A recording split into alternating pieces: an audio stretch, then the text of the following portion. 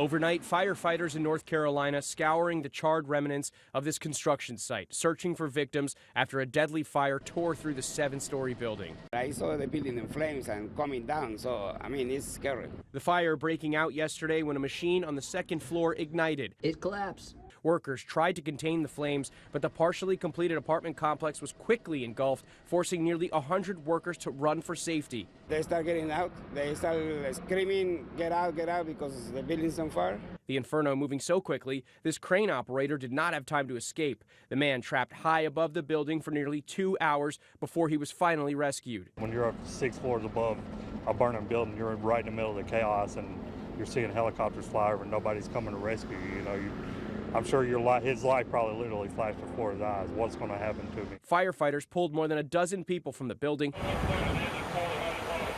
but at least one construction worker remained unaccounted for overnight.